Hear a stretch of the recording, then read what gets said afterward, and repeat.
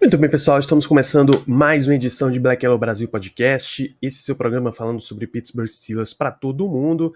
Sou Danilo Batista, seu host mais uma semana e mais um episódio histórico. Hoje a gente vai aproveitar esse clima olímpico para dar um panorama para vocês. Estou gravando enquanto as Olimpíadas estão rolando, enquanto está tendo final de aparelhos por ginástica artística, esse grande fenômeno de Rebeca Andrade, de Simone Biles, enfim.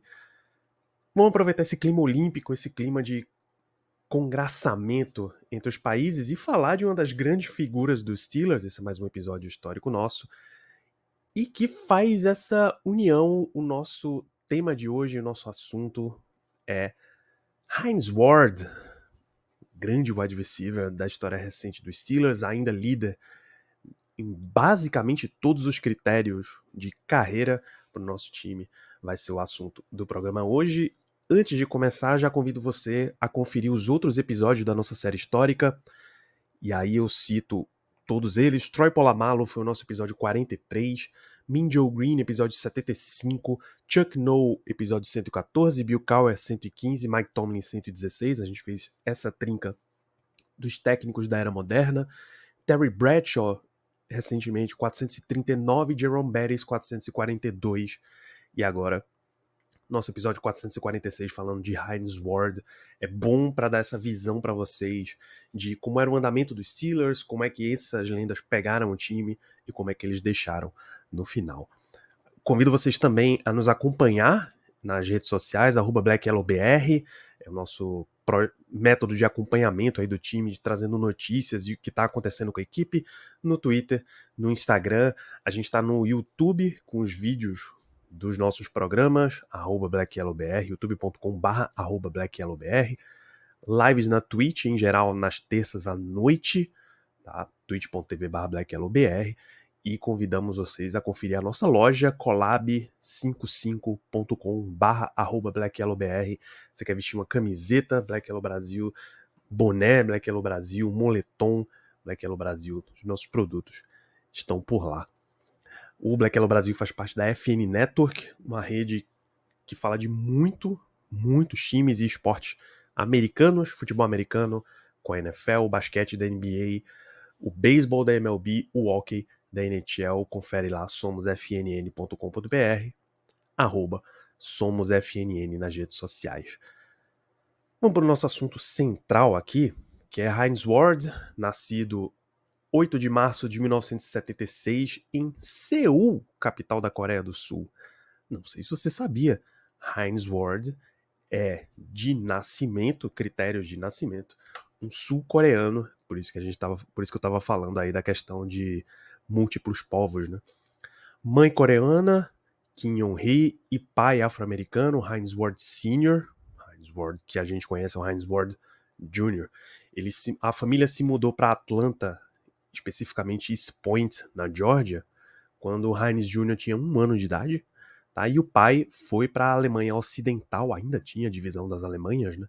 Em 1977, para servir o exército. Ele já era um soldado norte-americano e ele foi servir por lá na Alemanha Ocidental. No ano seguinte, os pais se divorciaram. Ward foi enviado para ficar com a avó. Né? Foi enviado para ficar com a mãe e depois, nos acordos de divórcio, a guarda era com o pai não estava no país, foi ficar com a avó. Até 6 anos de idade, ele ficou com a avó, 7 anos de idade, porque a mãe, ela não podia. Ela foi julgada como alguém que não podia fazer uma criação independente. Ela não falava inglês muito bem, tá? E a questão financeira ainda estava começando, engatinhando, né? Depois de um tempo, com o pai não pagando pensão alimentícia, um novo acordo ocorreu. Nesse meio tempo também, Kim Yong-hee, a mãe do Hines, ela aprendeu um inglês de nível ok, pelo menos, conseguiu empregos, no plural, ela trabalhava em 3 empregos ao mesmo tempo, alugou um apartamento de bom tamanho para ficar com os dois, comprou um carro usado, ela tinha toda a consciência econômica possível da situação, e aí, por um acordo, Hines voltou para morar com a mãe, a avó declarou que não queria ser a pessoa que vai separar uma criança da sua mãe. Isso não é uma das coisas que a justiça, inclusive, gosta muito nesses casos, né? Pequeno Heinz, ele conhecia a mãe só como essa moça asiática que vem me trazer presente de vez em quando, nos feriados e tal. Mas é a mãe dele. Então ele se mudou da casa da avó e partiu para morar com a mãe em Atlanta. Pensa o seguinte: 7 anos de idade, uma criança negra no sul dos Estados Unidos, ainda até hoje ainda tem questões muito fortes raciais lá no sul. E a criança negra que não tinha muitos recursos ia para a escola convivendo com crianças. Vocês sabem que criança em idade escolar é cruel, é malvada, não maneira no bullying. Ele ganhava apelido na escola como Black Chan, Bruce Leroy, que é o cara negro que luta artes marciais em filme e tal. Ele ficava chateadíssimo que na casa dos coleguinhas os quadros eram de cowboys, eram de fazendas. Na casa dele era decoração sul-coreana, arte sul-coreana. Ele tinha que tirar o sapato quando entrava em casa. Os moleques do colégio deitavam na cama usando os tênis, usando as basqueteiras. Então tudo isso foi criando no Heinz Jr. aquela situação, aquele sentimento de, cara, tem alguma coisa errada, tem alguma coisa muito diferente, isso aqui não me pertence. Por que que só comigo é diferente? Por que que com ninguém rola, sabe?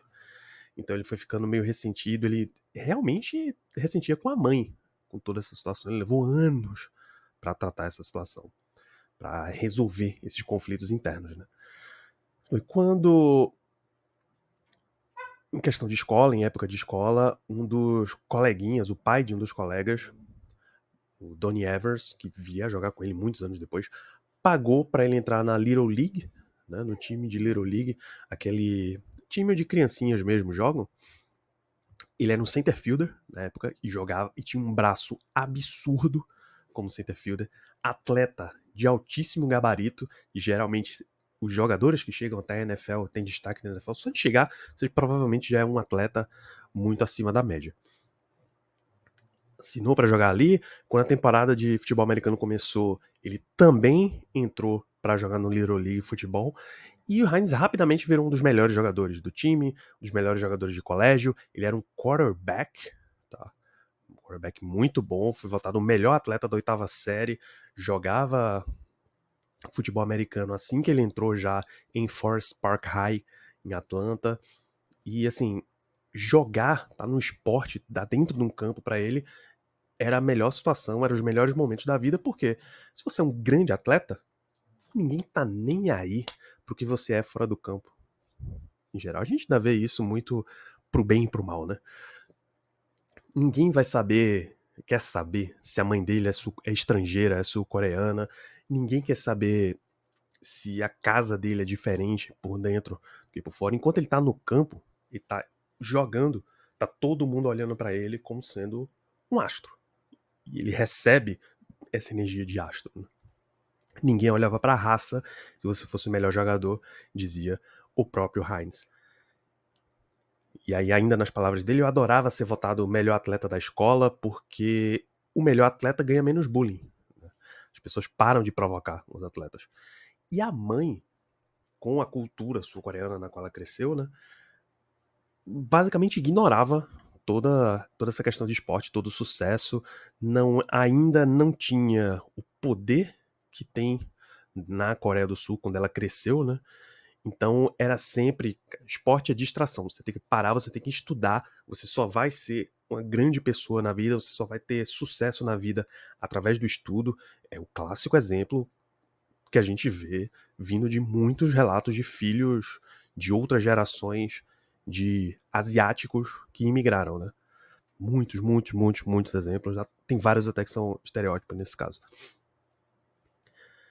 Então, quando vários senhores de meia idade começaram a chegar, a fazer visita para ela, querendo conversar com a mãe para conhecer mais do filho, foi ficando um negócio meio esquisito. O Heinz foi ficando com vergonha, porque ele tinha vergonha dessa situação e a mãe não entendia muito bem qual era o caso. Então, o Tom Osborne, técnico da Universidade de Nebraska, foi visitar, foi esse problema. Bobby Bowden, técnico de Florida State, foi visitar, foi esse problema. Ray Goff, técnico de Georgia, foi esse problema também. E todos eles tinham que explicar, olha, a gente tá aqui para falar com seu filho, o jogador de futebol americano, não um jogador de beisebol. Porque Hines Ward foi draftado na MLB. Né? Ele foi na 73ª rodada do draft de 1994 pro Florida Marlins, mas optou por não ir para lá, cara. 73ª, a rodada 73. Financeiramente, você vai ter um caminho tão longo para chegar na MLB e ganhar o dinheiro mesmo, que muito jogador é draftado na MLB e diz, não quero, vou esperar mais um pouquinho. Não quero, vou pra universidade. Pelo menos eu ganho uma bolsa, jogo por tanto tempo, saio com um diploma, antes de sofrer aí nas farms do beisebol. E uma discussão que é maravilhosa acontece na casa dos Ward. Ele diz, olha mãe, esses técnicos todos aqui querem me levar pra faculdade. Ela, faculdade? Não, a gente não tem dinheiro pra faculdade. Ele, não mãe, é de graça. Eles querem me dar uma bolsa integral e eu vou fazer faculdade de graça. Peraí. Faculdade de graça. Ele, é isso mesmo. Tudo bem, faculdade de graça, pode ir, pode jogar, joga o quanto você quiser, tamo junto, temos acordo. E assim, com várias cartas, várias ofertas, Hines Ward escolheu jogar na Universidade de Georgia, que era logo ali, perto de casa, né? A classe de 1994 da Universidade da Georgia, ela tem dois nomes que são super icônicos. Hines Ward, ele foi recrutado para a Georgia como um quarterback, tá? E Kirby Smart, recrutado como um defensive back, hoje é o head coach do time de futebol americano da Universidade de Georgia. Você vê o tamanho que tiveram esses dois, por um tempo até, depois que o Smart assumiu como técnico, ele tentou trazer o Hines para participar ali da comissão técnica, acabou não rolando. Quando ele começou em Georgia, ele treinava como quarterback, ele treinava como wide receiver, ele treinava como running back, mas nunca era tempo suficiente em uma posição para ele ficar confortável, para ele ganhar a vaga. E isso foi gerando mais ódio no jovem Ward, no jovem Hines Ward, porque ele também não era titular, ele era reserva de tudo, e aí o time técnico não confiava em, pô, não posso entregar essa posição aqui porque ele é um reserva, ele é um coringa, ele é o cara que vai fazer tudo, mas não vai fazer nada de bom pra mim, é o pato do time. O pato, ele anda, nada e voa e não faz nenhum dos três com excelência, diz o ditado, né? O pato voa bem pra caramba. E aí, sempre os técnicos se preocupavam, dizia o Corey Allen, amigo de infância, né? E colega de Bulldogs, que, pô, esse cara treina tão pouco nessa posição que se precisar algum outro jogador, se algum outro jogador sair, se ele precisar substituir, pô, vai se machucar, ele tá muito frágil, não tem condição de assumir aqui a vaga no nosso time. Então, ele foi girando, rodando e tal. Tem uma temporada, a temporada de sophomore, segundanista dele por lá, em que, numa mesma sequência, tá? Ele terminou o ano como o líder de passe, o terceiro em corridas e o terceiro wide receiver. Quantos jogadores na história do college football você pode dizer que tiveram essa mesma marca, né? Numa sequência, ele era o wide receiver, tá? Um dos wide receiver reserva. O running back titular se machucou. Aí o técnico chamou, colocou ele como running back. Bom desempenho. Bom desempenho, passável, 60, 90 jardas, por ali. Na semana seguinte, o quarterback machucou. Ele foi para quarterback, abriu a vaga de running back, colocou outra pessoa por lá, e ele foi para quarterback. Só que o jogo era contra a Alabama. Ele tomou uma surra. Uma surra. Absurda. Então, em 5 semanas já foram 3 posições diferentes. O quarterback voltou, ele voltou para sua posição lá de wide receiver, mas ficou sempre rodando, né? E a cabeça dele era o seguinte: pô, eu sempre quis ser quarterback. Principalmente nesse nível aqui, pô, que a gente tá jogando. Quarterback tá com a bola na mão o tempo inteiro. Toda hora a bola precisa passar pelo quarterback para jogar. E é isso que eu quero. Eu quero estar no centro. Eu quero essa atenção. Não existe nenhuma posição no esporte como quarterback, bicho. Nenhuma outra posição tem a bola nas mãos tanto tempo quanto um quarterback. Tá? Então eu queria isso daqui. Ele chegou ao ponto de dizer, pô, se eu não tô sendo usado como quarterback, como wide receiver, como running back, eu vou pedir transferência. Pô. Vou achar uma outra universidade onde eu me encaixe melhor, onde eu tenha mais tempo de jogo, E aí meu talento vai aflorar. Que quando ele foi conversar com a mãe sobre a situação, ela disse conselhos maravilhosos, conselho de mãe. Recomendo que você ouça na sua vida. Nada vai ser entregue de mão beijada pra você. Você vai sempre ter que merecer. Nada veio de graça pra mim. Eu tive que trabalhar por tudo que a gente tem. E ela realmente trabalhou, tá? Os 3 empregos dela, em questão de meses, eles saíram do apartamento de aluguel, compraram uma casa. Ela comprou, deu o pagamento de entrada numa casa. Então, tinha dentro de casa essa referência de dedicação e trabalho vai te levar a um lugar bom na sua vida. Continue trabalhando. Então, nessa posição, ele desenvolveu o respeito pela mãe, que estava dando realmente conselhos que na cabeça dele fazia sentido e tal. E começou meio a criar uma rusga com técnicos. Isso dura por muitos anos na vida dele. Muitos anos, tá? Essas drogas desses técnicos, pô, é com você, Heinz. Acredito em você. Vamos junto. Então, a gente precisa pegar essa energia e vamos converter isso em campo. Bom, o técnico dele, o Goff, foi demitido em 1995 e com essa mudança ele disse, pô, minha situação aqui com o Jim Donnan, novo técnico, é ser um wide receiver. Eu sei que quarterback é a melhor situação, mas os técnicos não vão me dar cenário de wide receiver. Eles vão continuar com o quarterback titular. Então vou mudar para wide receiver. Nessa temporada de Júnior foram 52 passes recebidos, na de Senior 55, então ele já estava mostrando um poderio, tá? Ele já estava tendo um desempenho bom. Nessa época ele tinha 6 pés de altura, 195 libras de peso, tá? E correndo 4.5 no Combine, chamou a atenção de scout da NFL, dos líderes da NFL. O burburinho é que no draft de 1998 ele já poderia ser uma escolha ali de final de primeira rodada, início de segunda, que se você comparar com a rodada 73 do draft, saindo como high school, é um negócio muito, muito, muito, muito melhor para o menino Hainsworth.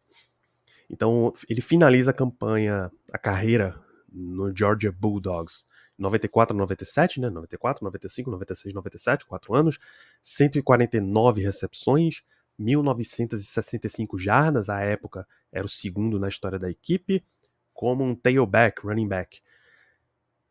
Somou ali e foram 3.870 jardas totais, aéreas e terrestres, segundo só atrás do Herschel Walker, que é uma figura histórica tanto para Georgia quanto para a NFL. All-SEC, seleção da conferência, ele também participou. Então tinha muito desempenho ali. Ele era realmente um prospecto bem cotado para o draft. Na hora do draft, ele vai para o Combine, e vocês sabem que Combine, as franquias querem descobrir absolutamente tudo que há para se descobrir de um nome, de um prospecto. Começaram a fazer exame médico para cá, cutuca aqui, examina ali. Descobriram que ele não tinha o ACL. Não é que ele estava lesionado no ligamento, é que simplesmente não tinha. O joelho dele estava lá, osso no osso, tendão no tendão. Porque se imagina, e o Yahoo Sports escreveu um artigo a respeito, que quando ele teve um acidente de bicicleta lá atrás, lá na infância, machucou, nenhum técnico, nenhum médico detectou aquela lesão, e assim ele ficou direto. Nesse período inteiro, nunca teve problema de lesão. Ele simplesmente seguiu jogando. E, pô, com essa situação, foi a primeira vez que ele descobriu, né? Existia já uma possibilidade dos times darem um passinho para trás. Ele ia ser uma escolha de alto risco. Porque os times iam olhar, bicho, se tu não tem ligamento, qual é a probabilidade de daqui a 2 anos teu joelho estourar de vez, tu não vai mais poder jogar, e aí eu joguei a minha escolha de primeira rodada fora. Então, realmente, você ganha uma flag ali de jogador de alto risco. E jogador de alto risco para draft da NFL costuma ser perigoso, aquela época era mais perigoso ainda. Vamos falar um pouquinho do NFL Draft, né? Ele foi pro draft de 1998. O principal é a gente olhar a campanha dos times em 1997, tá? E claro, a gente vai falar do time que viria a draftá-lo, o Pittsburgh Steelers.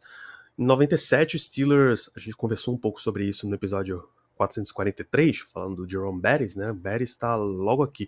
O Bettis chega para Pittsburgh em 96, esse é o segundo, 97 é o segundo ano dele por lá. O Steelers estava mudando um pouquinho a geração na era Bill Cowher. Tá? O Rod Woodson foi embora por questão de cap, Jerome Bettis no seu segundo ano, Cordell Stewart foi titular como quarterback pela primeira vez, o Steelers terminou 11-5, belíssima campanha, chegou até a final de conferência em casa e perdeu em casa para o Denver Broncos dessa vez. Foi a terceira vez que o Steelers foi à final de conferência em 4 anos, e aí ele perdeu uma, foi ao Super Bowl 30, perdeu para o Cowboys, jogou de novo, teve uma folga, jogou de novo e perdeu para o Denver Broncos dessa vez. Depois da temporada 97, o Chan Gailey era o coordenador ofensivo. Cara, o Chan Gailey rodou bem na liga, tá? Até uns 2 anos atrás, ele ainda era coordenador ofensivo de Miami. O Chan Gailey foi embora, foi ser head coach. O Yancey Thigpen, que era o wide receiver 1, também foi embora, saiu na free agency. O Steelers, com a campanha 11-5 do ano anterior e com o resultado até o UFC Championship Game, ficou com a pick 26. E esse ano, 1998, é um draft absurdo. Um draft dos maiores na história da NFL. Primeiro que a discussão da escolha número 1, geral, é enorme. O jogador efetivamente escolhido é Peyton Manning, quarterback para o Indianapolis Colts. Mas o processo inteiro tinha uma discussão entre Peyton Manning, da Universidade do Tennessee, ou o Ryan Leaf, que eu acho que era Arizona State. E ficou essa discussão pra lá e pra cá, pra lá e pra cá, pra lá e pra cá. Acabou Peyton Manning sendo a primeira escolha geral. Charles Woodson, que foi o Heisman Trophy, ele passou na frente do Peyton Manning, ele passou na frente do Ryan Leaf, foi a escolha número 4 pro Raiders. Randy Moss, wide receiver histórico, Hall da Fama, saiu na escolha 21. O Steelers foi de Alan Faneca, também Hall of Famer, na escolha 26. Peyton Manning, Hall da Fama, Randy Moss, Hall da Fama, Alan Faneca, Hall da Fama. Nesse ano também a gente tem uma curiosidade, pais estavam saindo ali, porque eu digo pais. Jeremiah Trotter, linebacker, foi selecionado para os Eagles, ele é o pai do Jeremiah Trotter Jr., que saiu no draft desse ano, 2024, também para o Eagles. Patrick Surtain, o pai, foi draftado pelo Dolphins. O Patrick Surtain, segundo, hoje é um dos melhores cornerbacks da liga, tá no Denver Broncos. Na segunda rodada, o Steelers subiu no draft pelo defensive end Jeremy Statt. Na terceira rodada, ficou com Chris Conrad, offensive tackle. E na escolha 92, uma escolha compensatória, saiu o Hines Ward. Que já, claro, botou a pulguinha atrás da orelha ali. E ele, pô, realmente eu queria ter sido uma escolha mais alta. Eu sabia que eu tinha potencial para ser um final de primeira rodada, início de segunda e tal. Nas palavras de Hines Ward, obrigado ao técnico Cowher. Eles olharam para o meu currículo, olharam para o meu trabalho, olharam para o meu histórico, conversaram, fizeram um trabalho na Universidade da Georgia e tiveram a chance, fizeram uma tentativa ali comigo na terceira rodada. Sou muito grato. Eu consegui tudo o que eu queria do futebol até agora, sempre quis representar essa organização da melhor forma dentro e fora do campo.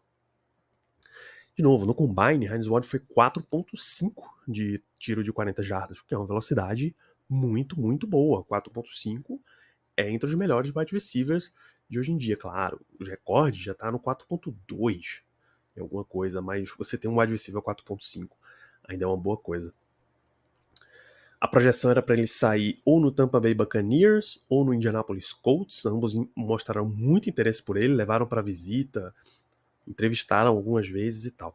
Depois que descobriram que ele não tinha um dos ACL, o valor dele caiu. O Buccaneers pegou o Jaquiez Green na escolha 34, já na segunda rodada, e o Colts foi com Jerome Patton na 32, os dois wide receivers, né? Ele ficou ali no board até o Steelers pegar com a 92 o 14º wide receiver draftado. Então, sem nem pisar num training camp, sem nem chegar em Pittsburgh, ele já se sentia um cara que não era querido, né? Nesse ano, ele acabou não sendo usado primariamente como wide receiver, só como special teams, como um retornador, um gunner pro time. Ele não parecia um wide receiver normal, então rolaram umas dúvidas aí e ele foi mostrando e mostrando e mostrando. Foram 15 recepções só nesse ano, o Steelers foi 7-9, mas para ele já começava a dar indicativos de que ele podia ser o wide receiver do futuro do time. 98, então, como eu acabei de dizer, foi 7-9, a gente vai entrar aqui na fase Pittsburgh Steelers da carreira do Hines Ward. O primeiro ano desde 1991 sem playoffs, de novo, o time estava meio numa transição ali de geração, já tinha finalizado a era Steel Curtain, a era do Terry Bradshaw e tal. Terry Bradshaw, que a gente também contou a história, episódio 439. O Ward era o wide receiver 4, ficava mais em special teams, teve 15 recepções de 33 passes, 246 jardas, uma boa média de 16,4 jardas por recepção, se nota uma boa quantidade de bolas longas. De 15 recepções, 12 para gerar a primeira descida, a média alta também ajuda, tudo com o Cordell Stewart. Mas a mudança continuou, o Ray Sherman foi um dos primeiros caras, um dos últimos caras a perder o seu cargo no Steelers, o coordenador ofensivo foi demitido menos de uma temporada no cargo. Se a gente tivesse feito isso com o Matt Canada, né? O próprio Bill Cowher assumiu um pedaço daquilo ali. Mas mesmo com a saída do Yancey Thigpen em 97, com a chegada do Hines Ward em 98, o Steelers sentiu que precisava de mais talento nessa posição. Então, na primeira rodada de 99, eles escolheram Troy Edwards, wide receiver de Louisiana Tech. Charles Johnson, que era um dos titulares em 98, saiu para Filadélfia. Então Ward, mesmo assim, ele só subiu ali para wide receiver 3, ainda era pouco usado. Cordell Stewart era o titular na maioria dos jogos, mas o Mike Tomczak acabou jogando algumas partidas, inclusive fazendo o passe para o primeiro touchdown do Hines Ward. É um passe de 1 jarda, Sunday Night Football da semana 1.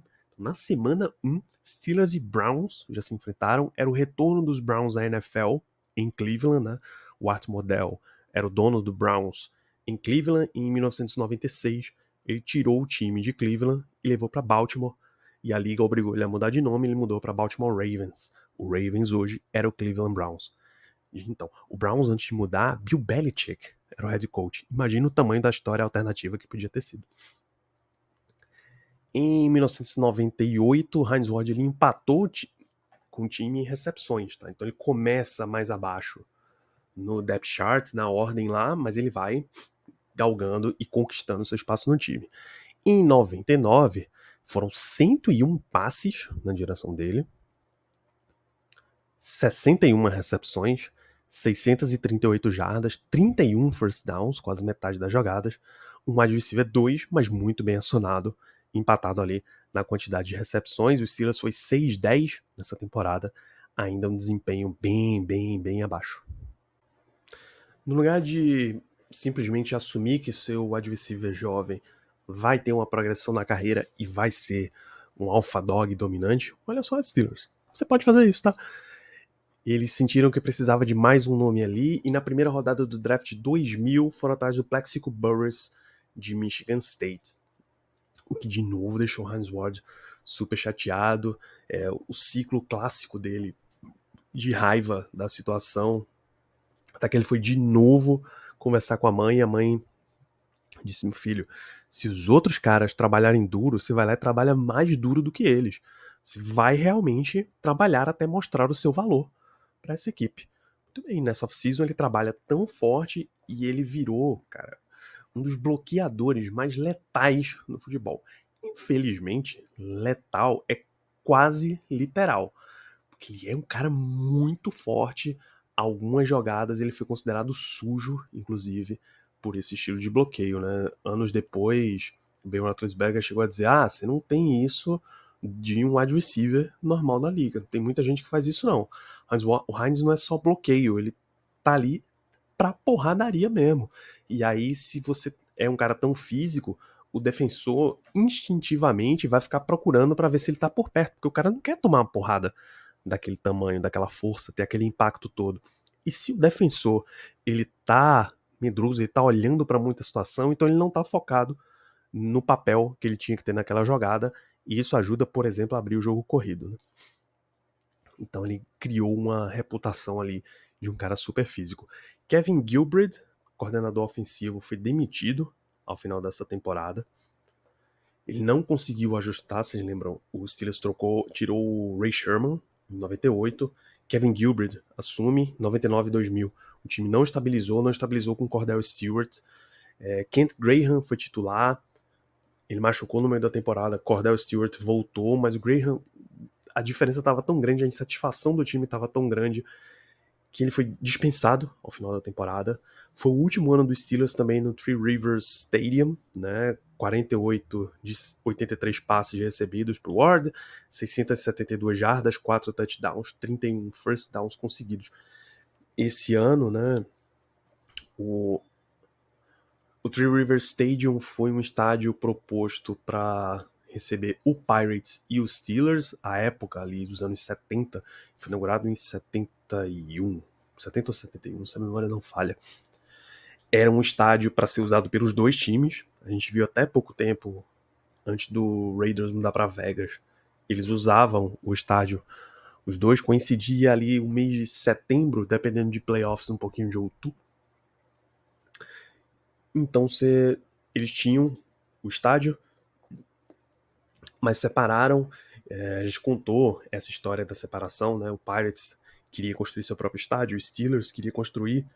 Eles pegaram o terreno, tinha o Three Rivers Stadium no meio, o estádio virou estacionamento, e ao lado do estacionamento, um lado ficou o PNC Park, o outro ficou o Heinz Field, o então Heinz Field. O Steelers inaugurou o Heinz Field em 2001 já. Terminou 2000, 2001 o estádio já estava pronto e eles já foram jogar. Já como um wide receiver estabelecido no time, assinou uma extensão, 4 anos, 9 milhões e meio, tá, de dólares. Os Steelers tinha Mike Mularkey como tight end coach, foi promovido para coordenador ofensivo. Ken Whisenhunt foi contratado para o lugar dele para ser o tight ends coach. Nessa temporada, o Steelers fez 7-1 em casa. Tá? Inaugurando um estádio novo, foi um desempenho absurdo. A melhor temporada do Hines Ward até então, 145 passes em sua direção, 94 recepções, 1.003 jardas, 4 touchdowns. O time foi 13-3 com o Cordell Stewart fixo ali de quarterback, titular incontestável basicamente, mas com só 14 touchdowns, 11 interceptações.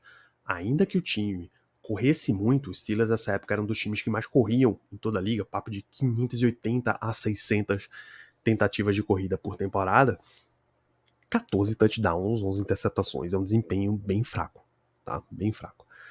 É papo de que se isso daqui é o Terry Bradshaw, você tá ok, se não, não rola. Pela terceira vez na era Cowher, o Steelers foi até a final de conferência, mas saiu derrotado em casa. Na verdade, a quarta vez na era Cowher, né? Ele foi pra final de conferência e saiu derrotado. Só que uma delas ele ganhou. O primeiro Pro Bowl do Hines Ward viria aqui, mas ele não estava absolutamente nem aí. Pro Bowl não vale de nada para negociar contratos, era a justificativa do Hines Ward. E a mídia botava mais pressão em cima dele de, sem o Plaxico Burress, ele não vale nada, ele é só um wide receiver 2, não sei que negócio é esse. Então, em 2002, lá foi ele se provar para todo mundo, de novo, que ele era um grande jogador. Quebrou as próprias marcas em 2002, com 112 recepções, ano anterior tinha sido 94, 1.329 jardas, desempenho absurdo. De novo com o Alan Faneca, ele foi escolhido para o Pro Bowl, o segundo dele. 2002 é o ano que o Houston Texans entra na liga, é o último ano de expansão da NFL até aqui. Spoiler, vai ter expansão em algum dos próximos anos.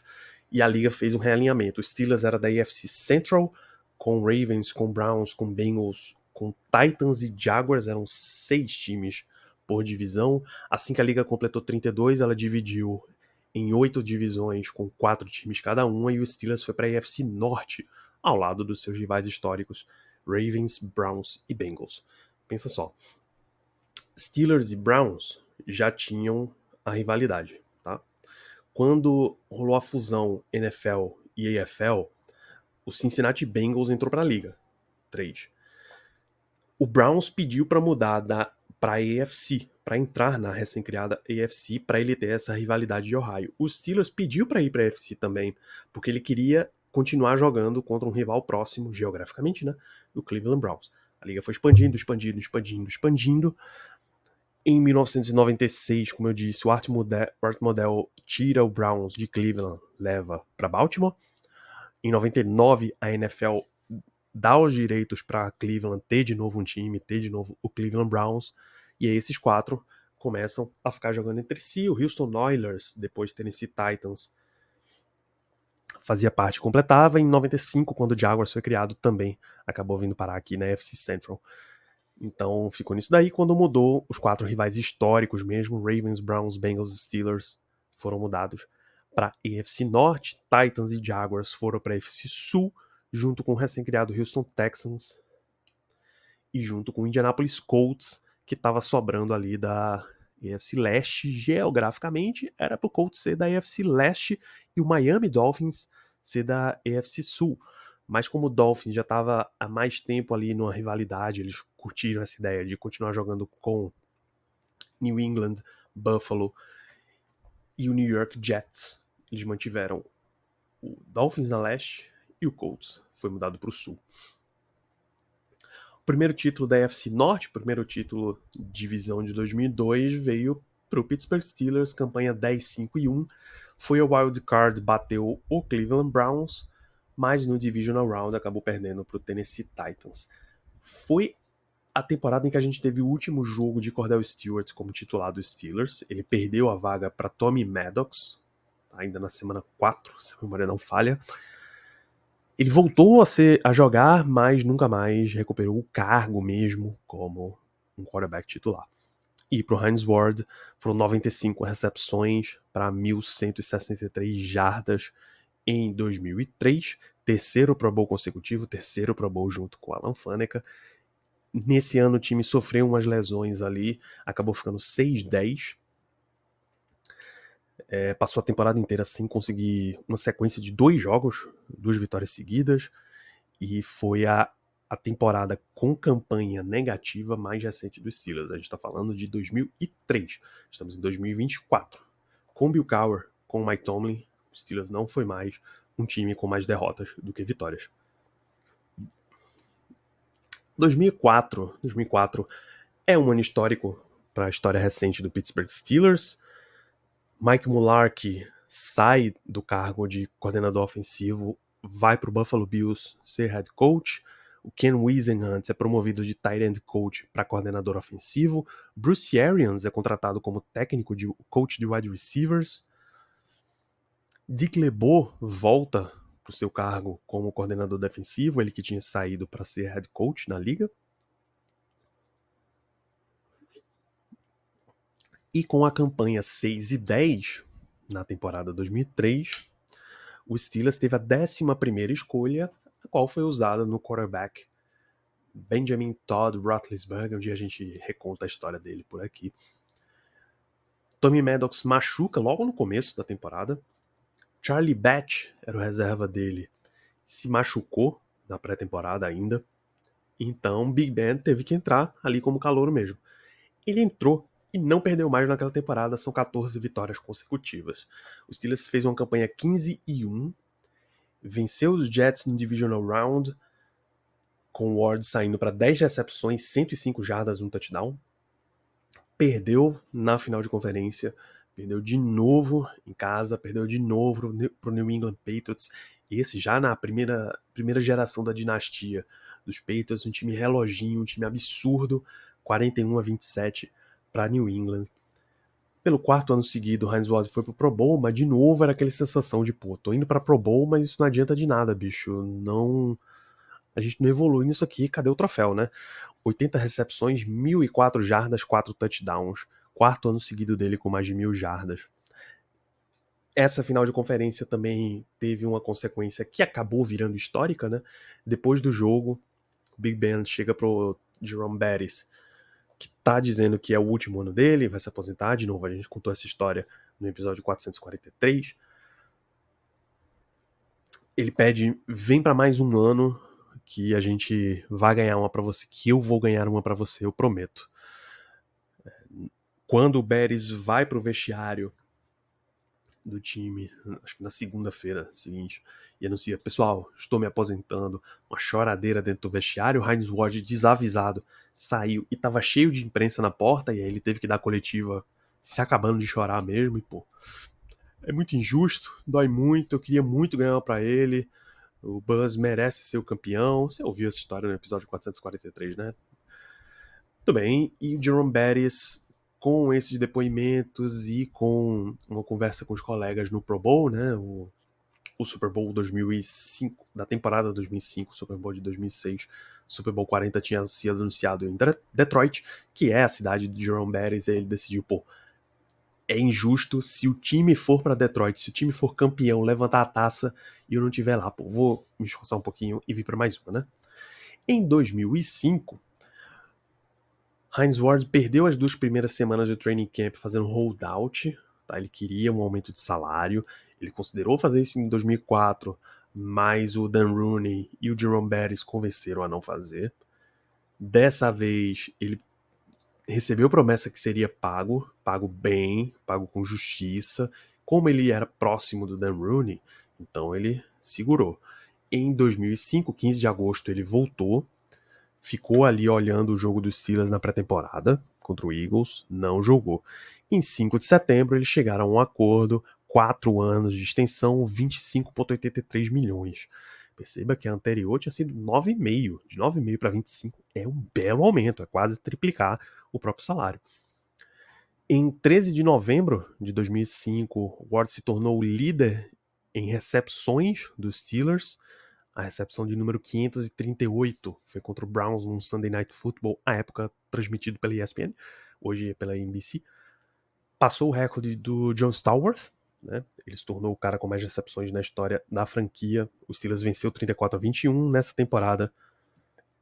69 recepções de 114 passes, 975 jardas, porque ele caiu um pouquinho ali, não bateu 1.000, com 11 touchdowns, que é um aumento de desempenho significativo. Foram 4 touchdowns na temporada anterior, né? Você quase triplicou.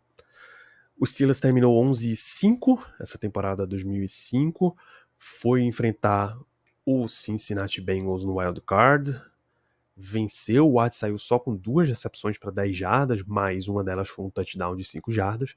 Semana seguinte foram 3 recepções, mais 68 jardas, quando o Steelers bateu o Colts 21-18, aquele jogo que o Jerome Bettis sofre um fumble na linha de 3 e o Big Ben tem que salvar com um tackle e o kicker do Colts erra o field goal. O Steelers vai para o AFC Championship Game contra o Denver Broncos. Foram 5 recepções, 59 jardas para o Hines Ward, mais um touchdown. E aí, Super Bowl 40, 5 recepções para o Hines Ward, 123 jardas, um touchdown de 43, recebendo o passe do Anton Randall-Well, o outro wide receiver. O Steelers vence 21-10 e é o penta do Pittsburgh Steelers para cima do Seattle Seahawks. Hines Ward foi o MVP do Super Bowl 40. Ele é só o segundo estrangeiro, nascido no estrangeiro, né, na história do Super Bowl, a ser escolhido Super Bowl MVP. O outro, não nascido nos Estados Unidos, que foi MVP do Super Bowl, foi o quarterback Mark Rypien, pelo Washington, então Redskins, no Super Bowl 26. Tá? O Hines Ward foi só o segundo. Ele foi o co-MVP da temporada dos Steelers, votado internamente, né? Ao lado do Casey Hampton, defensive tackle, o nosso glorioso Snacks. Imediatamente depois do Super Bowl 40, tem as imagens dele gritando para as câmeras: I'm going to Disney World, eu vou para Disney, que é um comercial clássico pós-Super Bowl.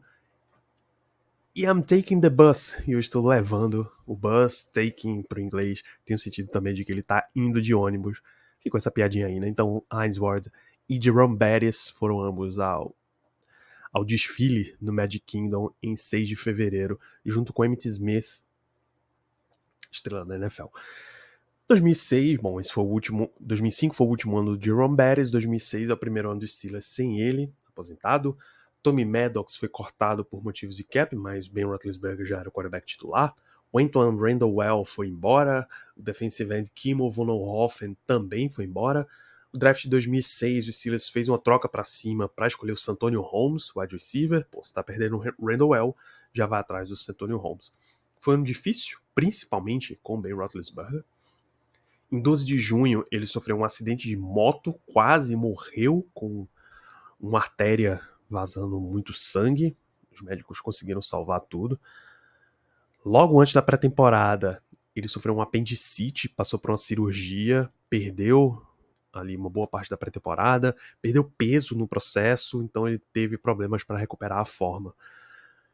O time começou 2-6 a temporada, mas reagiu, teve um 6-2 na fase final e ficou 8-8 naquele ano. Durante a temporada, Hines ficou fora as semanas 13 e 14 e pelo segundo ano seguidos foram exatamente 975 jardas recebidas. Final da temporada, Bill Cowher anunciou a aposentadoria dele, logo em seguida assinou com a CBS. Nessa época, Ken Whisenhunt tinha sido tight end coach, era o coordenador ofensivo, era um dos mais cotados.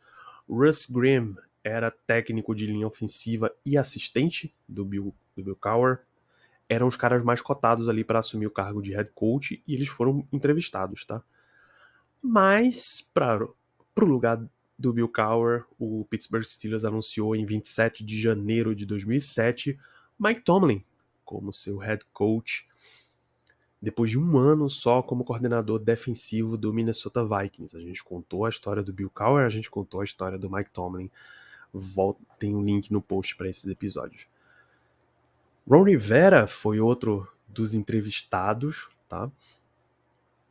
Ele era um dos favoritos, ele era, acho que, coordenador defensivo do Chicago Bears, até então. Ken Whisenhunt, como foi preterido, ele saiu para assinar como head coach do Arizona Cardinals, levou o Russ Grimm com ele para técnico de OL, e o Kevin Spencer, que era Special Teams Coordinator, foi junto para coordenar os Special Teams de Arizona. Todd Haley foi escolhido como coordenador ofensivo. Vê como o mundo é pequeno. Terry Austin era o técnico de defensive backs lá em Arizona. A NFL é muito pequena, cara. É impressionante. Bruce Arians foi promovido de wide receiver coach para coordenador ofensivo. Mike Tomlin manteve vários dos assistentes do Bill Cowher, inclusive o Dick LeBeau. Era esperto fazer isso, mesmo que tivesse um contraste ali dos estilos do Tomlin com o Dick LeBeau. Mas era um time que já estava super bem montado, que um ano antes tinha ido a um Super Bowl, então não fazia muito sentido você mexer nessa estrutura base do time. Randy Fitchner foi contratado como wide receiver coach, posteriormente ele mudaria para quarterbacks coach, uns 2 anos depois. Nessa temporada, o Hines Ward virou líder geral histórico de jardas dos Steelers e encerrou o ano com 71 recepções, 732 jardas e 7 touchdowns, mesmo ficando fora 3 jogos. O Steelers foi 10-6, foi ao wild card enfrentar os Jaguars e acabou derrotado. Mas o 10-6 foi suficiente para dar o título de divisão para os Steelers. Tá? E em 2008, o calendário era pesado. Tá? Foi cotado como o mais difícil da NFL nos últimos 30 anos.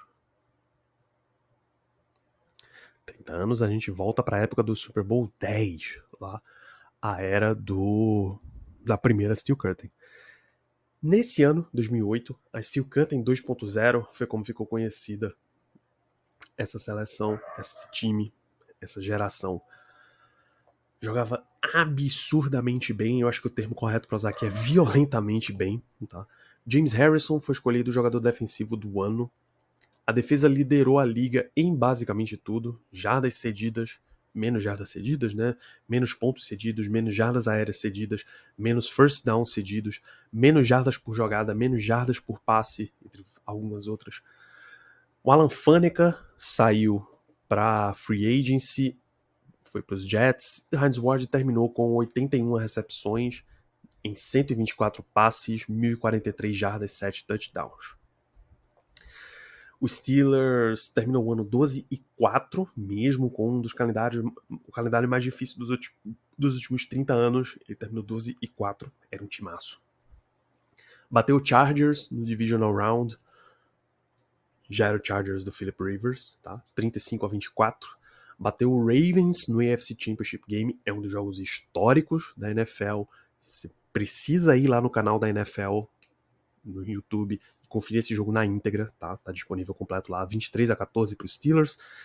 Super Bowl 43 foi enfrentar o Arizona Cardinals. É o melhor Super Bowl da história. Os Steelers vence 27-23. Eu tenho certeza que você já viu esse jogo. Se você não viu, você precisa assistir.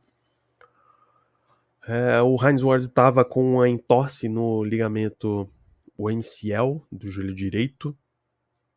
O MCL ele não tinha o ACL, tá? Então ele foi só mais um cara de apoio, saiu com 2 recepções para 43 jardas. E não sei se vocês prestaram atenção, o Steelers ganhou do Cardinals, cujo técnico era Ken Whisenhunt, que tinha sido coordenador ofensivo, tá? Então tinha esse quê de vingança do Whisenhunt pra cima dos Steelers, mas não adiantou absolutamente nada. Então o Steelers, no Super Bowl 43, fevereiro de 2009, ele ganhou o 6º anel, que infelizmente é o nosso último até o momento. Temporada 2009, o Steelers tinha alguns free agents para resolver ali, mas ele queria continuar com a política de manter os seus e ir draftando as estrelas sem fazer grandes contratações na free agency. James Harrison, Heath Miller, Max Starks, todos renovaram. Hines Ward assinou extensão, mas alguns outros jogadores também tiveram uma extensão assinada. Aqui foi 4 anos, 22 milhões. O anterior eram 4 anos, 25. Então ele o Steelers já estava pagando ele como um cara mais na descendente. Na semana 3, ele se tornou o primeiro wide receiver da história da franquia a ultrapassar 10 mil jardas aéreas. No ano seguinte, ele passou as 11 mil jardas. Baita desempenho. Mike Wallace foi draftado na 3ª rodada desse ano, 2009. E o Ward terminou a temporada com 95 recepções, 1.167 jardas, 6 touchdowns, com os Steelers 9-7, insuficiente para playoffs. Isso meio que o time passaria alguns anos ali oscilando. Ken Anderson era o quarterback coach, o time ele se aposentou. Randy Fitchner saiu de wide receiver coach, veio para quarterback. Scotty Montgomery foi contratado de Duke para ser o wide receiver coach dos Steelers. Santonio Holmes foi trocado para o Jets. O Steelers ele tinha um medo ali, um receio de que o extracampo do Santonio Holmes fosse interferir no time, então eles rapidamente já trocaram um cara por uma 5ª rodada. Essa escolha foi trocada para Arizona, para eles recuperarem o Bryant McFadden, que tinha sido um jogador-chave do time na época do Super Bowl 40. E uma 6ª rodada, e essa 6ª rodada foi usada no wide receiver Antonio Brown. Vocês conhecem esse nome também. Na 3ª rodada ainda desse ano, o Steelers draftou Emmanuel Sanders. Então, com Mike Wallace em 2009, Emmanuel Sanders e Antonio Brown em 2010, já podia ser uma situação de que o Hines Ward seria mais uma figura veterana ali no elenco. Ele começou a ter um declínio nas recepções dele. Passou 11 mil jardas contra o Atlanta Falcons. O Steelers teve uma campanha 12-4, título de divisão. Recebeu o Ravens no Divisional Round. Teve uma bye week também, né? Recebeu o Ravens no Divisional Round, venceu por 31-24. Encarou o Jets de novo na final de conferência, venceu 24-19. Foi o Super Bowl 45, mas acabou derrotado para o Packers do Aaron Rodgers, 31-25. Hines Ward com 7 recepções no Super Bowl, 78 jardas e um touchdown, mas com a derrota no Super Bowl, a primeira e única que ele teve na final. Termina essa temporada com 59 recepções, o ano anterior foram 95, esse ano foram 59.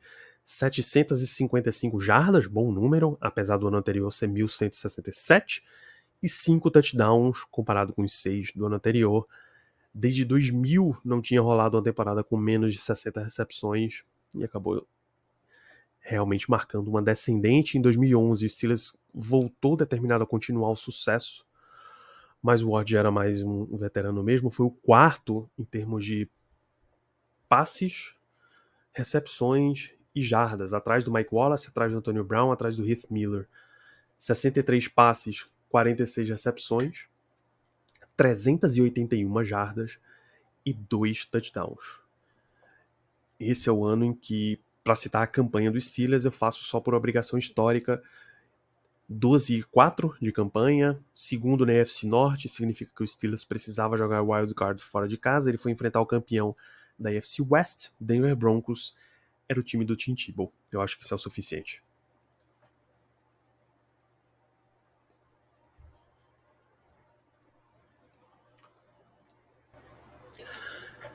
Nessa off-season 2012, 7 de março, o Steelers dispensa Hines Ward, o defensive end Aaron Smith, o outside linebacker James Farrior e o OL Chris Kemoato. Todos os quatro se aposentaram. Dia 20 de março, Hines Ward chamou a coletiva e anuncia sua aposentadoria, agradecendo. Nas palavras dele, né, sem o apoio de vocês nos últimos 14 anos, esse jogo não teria sido a mesma coisa para mim, não teria sido tão divertido como foi. Vocês significam tudo, significam o mundo para mim. Essa cidade, essa organização são absolutamente tudo para mim. Então hoje, por mais que seja triste, por mais que me doa dizer, eu espero que seja um dia bom para todo mundo aqui. No Pittsburgh Steelers, ninguém nunca mais vestiu a jersey 86, tá? É de se esperar que ninguém mais vá vestir. Só que o Steelers tem essa política de que ele demora muito para aposentar qualquer número. Eu não imagino que Hines Ward esteja exatamente alto na fila, tá, de números a aposentar. A gente falou semana passada, nos últimos episódios históricos, na real. O Terry Bradshaw deve ser um dos próximos até pela idade, o Jerome Bettis deve estar na frente dele, Ben Roethlisberger deve estar na frente dele, mais uma galera lá de trás, o Jack Ham, Jack Lambert, o Angel Green já teve aposentadoria, o Mel Blount, tem muita gente aí na fila para aposentar número. Tanto que, por exemplo, o Alan Faneca, que é um cara histórico dos Steelers, não vai rolar. A 66 dele já foi do Faneca, já foi do De Castro, e acho que hoje tá com o Mason McCormick no time. A 84 do Antonio Brown, por exemplo, que é o segundo wide receiver da história, já tá ali no peito do Cordarrelle Patterson. A 88 tá em uso do John Stallworth. Então são pouquíssimos números que o Steelers efetivamente aposenta. Alguns ele encosta. O Troy Polamalu tá na frente do Hines Ward também na fila, tranquilamente. Mas enfim, ninguém mais vestiu a camisa 86. Fechando aqui o que foi a campanha, foram 3 vezes Team MVP, né, o voto interno ali dos colegas, 4 Pro Bowls seguidos, inclusive, 4 temporadas seguidas com 1.000 jardas ou mais, 2 Super Bowls vencidos, o 40 e o 43, e um perdido, o 45, recorde de recepções, recorde de touchdowns da temporada num time, quando ele aposentou, né, o Antonio Brown quebrou esses dois números posteriormente, e em termos de carreira, de total, são mais recepções, foram 1.000 recepções cravadas, mais jardas recebidas, 12.083, mais touchdowns totais a gente soma aéreo e terrestre, são 85. Ele é o recordista total nesses quesitos. Hoje, quem está mais perto de encostar nessa marca é o George Pickens. Tá? É claro que falta muito pro George Pickens.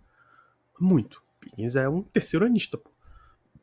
Hines Ward teve 14 temporadas para fazer esses números. O Ward foi famoso por ser um wide receiver não apenas muito bom recebendo passe, mas também bloqueando como um animal, como uma fera. Muitas vezes, repito, ele era cotado meio como um cara sujo por causa disso. Muitas regras acabaram mudando depois que ele saiu, né, de contato com o topo do capacete, por exemplo. Depois de alguns anos aposentado, ele chegou a participar de transmissão de TV, ele participou da NBC, ele teve um tempo na CBS Pittsburgh, a KDKA tinha o Hines Ward Show. Hoje ele está como analista de estúdio da CNN. Ele foi estagiário de ataque no Steelers em 2017, trabalhando com wide receivers. Depois no Jets, foi um assistente de ataque em 2019. Não era o Robert Saleh ainda como head coach, era o head coach anterior, também não era o Todd Bowles, enfim, o técnico anterior. Foi assistente de head coach em Florida Atlantic, no universitário, wide receiver coach também em Florida Atlantic, e quando a XFL voltou, agora com o comando do The Rock, Dwayne Johnson, ele assumiu como head coach do San Antonio Brahmas, né? Mas o time foi 3 vitórias só na temporada, 3-7 eu acho, e aí eles reestruturaram, fundiram com a AFL, com a USFL. Em 2024 o Hines Ward não é head coach por lá, ele assinou para ser técnico de wide receiver em Arizona State. Teve até uma entrevista engraçada quando ele assumiu, em que ele pediu desculpas, não devia ter vencido a Arizona, devia sim, você não tem nada que pedir desculpas, você era e continua sendo um cara da história do Pittsburgh Steelers, tá? Ninguém vai te tirar isso, não. Hoje, repito, ele é analista de estúdio da CNN, tem várias ações filantrópicas, recebeu recomendação do governo Obama, por exemplo, em especial para políticas de integração racial.